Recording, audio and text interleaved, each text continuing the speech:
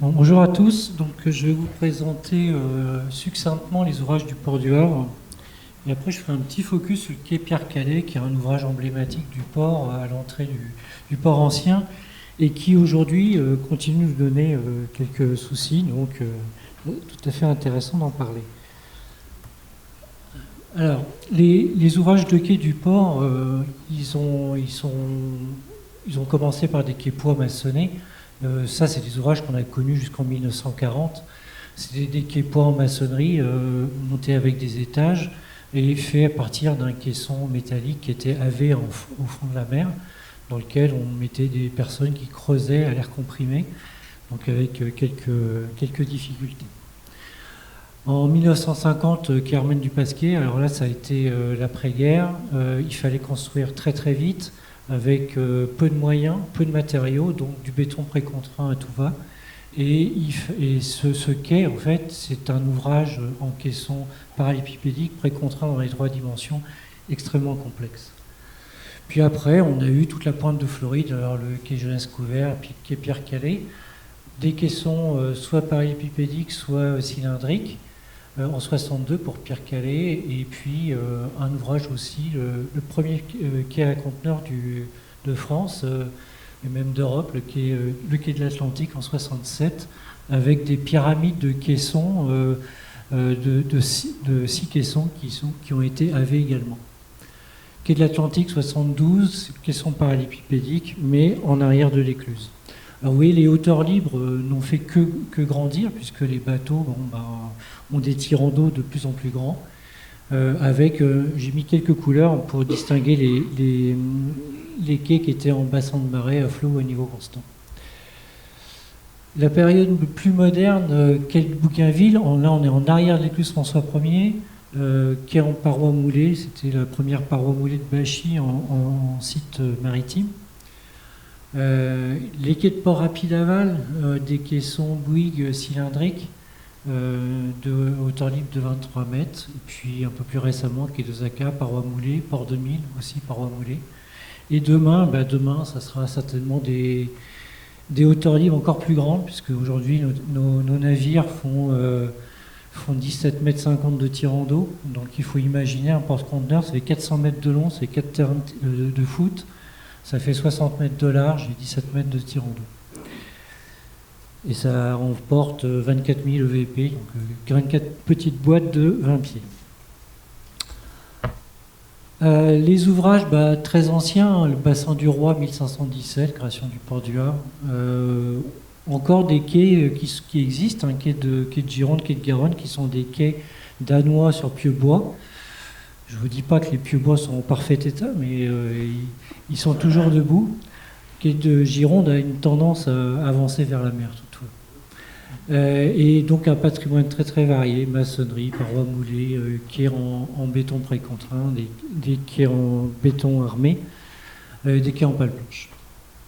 Et puis, l'objectif de demain, on ne pourra plus construire sur l'estuaire, c'est fini. Donc, ça sera la requalification des ouvrages, donc on réfléchit à leur rempiètement, à leur augmentation de capacité, et c'est très très compliqué. Alors encore une fois, si on peut faire pour pas cher et nettement mieux, c'est très bien. Et alors les étapes clés, je vous ai parlé des quais en maçonnerie, c'est l'exemple de la figure de gauche, avec son caisson métallique qui a été cette fois-ci rempli de béton, une fois qu'on avait fini l'ouvrage. La photo juste à droite, c'est Pierre-Calais avec des caissons cylindriques, quai de l'Atlantique en haut, les caissons circulaires de port rapide, et puis ici, port 2000. Alors pour la petite histoire, c'est le poste 5 de port 2000. Vous voyez que là, on est en fond de fouille, à moins 8,50. On a 18 mètres de hauteur libre. Et juste à côté, on a des portiques à conteneurs avec des navires en cours de déchargement. On va avoir une certaine confiance sur les calculs de rabattement qui avaient été faits. Les méthodes de calcul. Alors, comme nous, on est propriétaire de nos ouvrages, on est amené à travailler en permanence dessus, tant pour vérifier des colis lourds, pour vérifier une éventuelle augmentation de capacité, Et donc, on va avoir à aller chercher aux archives les notes de calcul, les plans quand ils existent. Alors, on a de tout, hein. On a des notes de calcul à la plume, on a des notes de calcul extrêmement littéraires avec peu de calcul, puis parfois on a des notes extrêmement compliquées où tout est détaillé, tout est précisé. Donc, je pense qu'est de l'Atlantique qui nous occupe à l'heure actuelle. Et les moyens de calcul, on est passé du calcul à la main. Alors, dans les années 70, on avait un mode comp. J'ai retrouvé une photo. Puis après, on est passé au PC. Et aujourd'hui, c'est devenu courant. Alors, j'ai choisi exprès de ne pas vous faire une présentation sur les nouvelles méthodes de calcul. Vous les connaissez certainement mieux que moi. Mais par contre, de vous retracer comment on faisait quand on n'avait pas d'ordinateur. Comment les ingénieurs de l'époque ont imaginé le quai Pierre-Calais. Donc, la Pointe de Floride, 1961, on est un peu quand même après la guerre. Vous voyez que le quai Johannes Couvert est en cours de construction et on a les caissons parallépipédiques d'Arromanches qu'on avait récupérés et qu'on a transformés pour faire un quai. Et on était en train de réaliser le quai Pierre-Calais, donc avec ces piles circulaires que l'on voit au premier plan. Alors, il faut imaginer, hein, à la guerre, 30 000 tonnes de bombes en une nuit, il n'y avait plus rien. Alors, le quai Pierre-Calais, c'est un quai qui est extrêmement original. Ce sont des piles AV de 11,50 mètres de diamètre.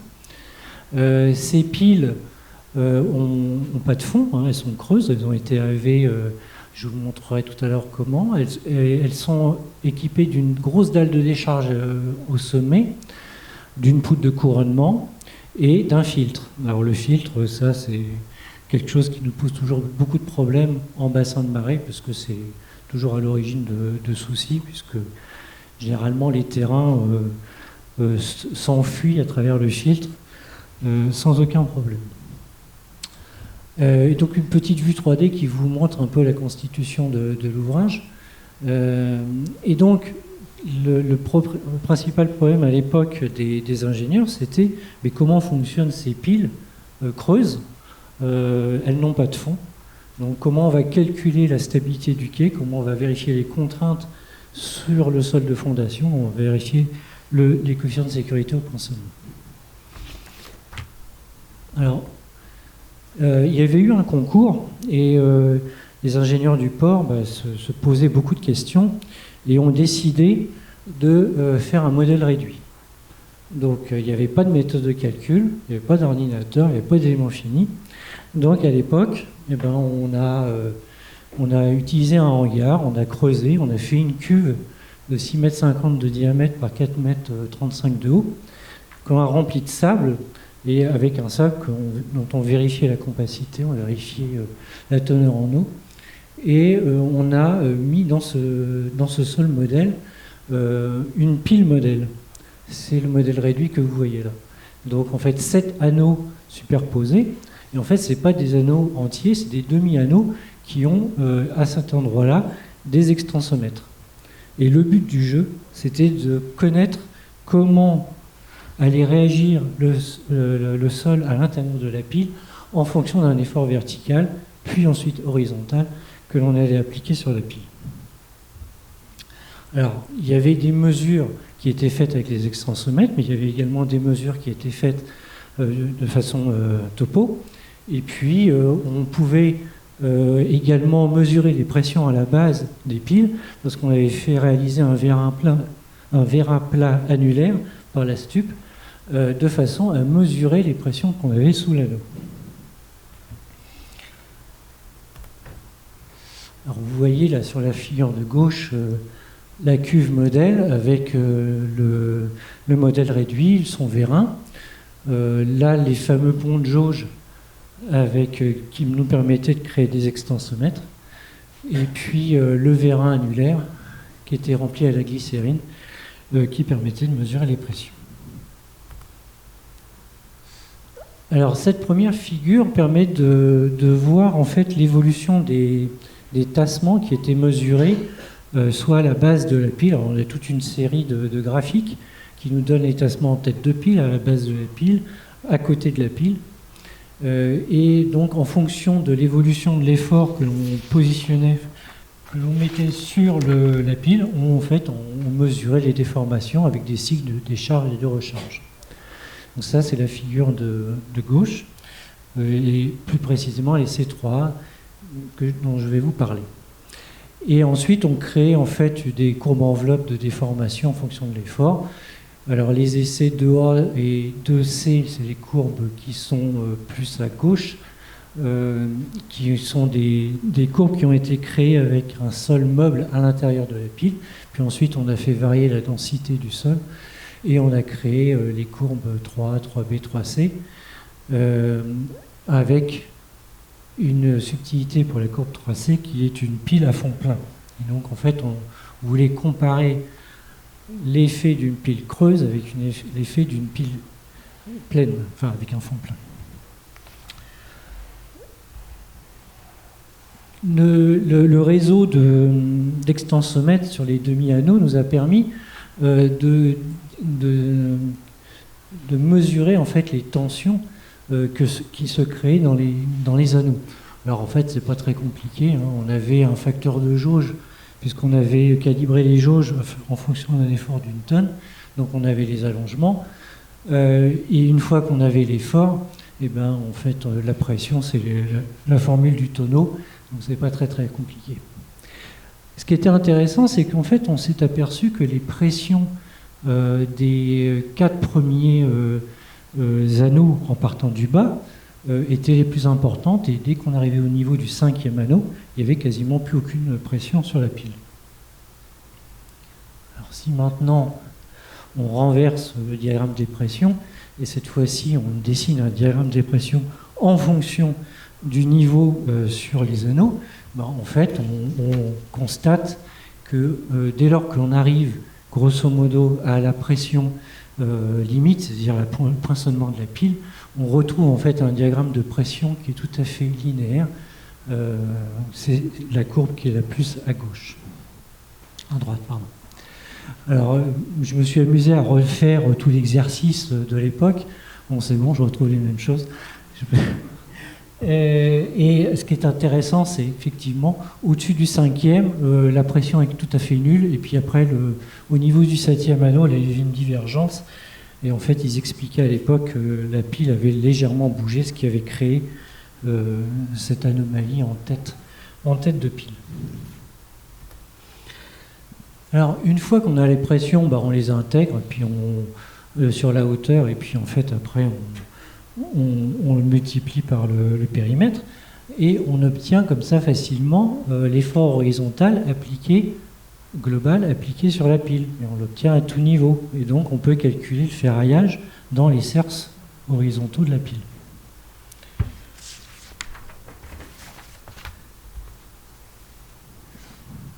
Alors, toujours les C3A, ce qui a été assez intéressant, c'est comme on avait un vérin à la base de la pile, si on fait l'effort vertical moins l'effort du vérin, il reste ce que peut reprendre le noyau.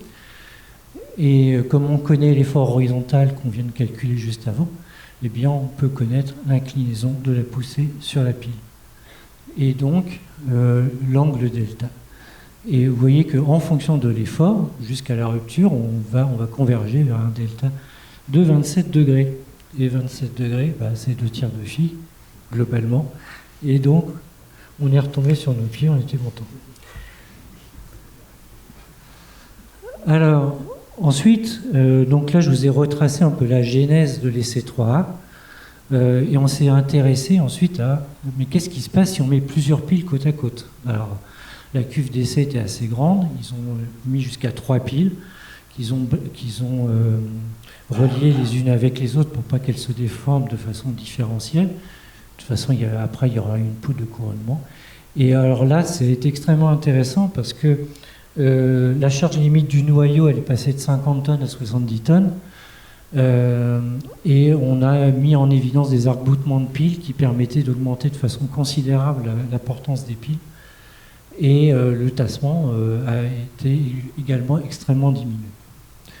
Donc là, vous voyez un peu la progression de la part du noyau en fonction des essais qui a été constatés, jusqu'à 70 tonnes à peu près. Alors ces essais, ils ont été ensuite poursuivis avec des fondations rectangulaires, parce que le but du jeu, c'était d'essayer de retomber sur nos pieds avec des formules de portance de fondation rectangulaire. Et donc il fallait arriver à justifier qu'une succession de piles circulaires pouvait se ramener à une fondation rectangulaire.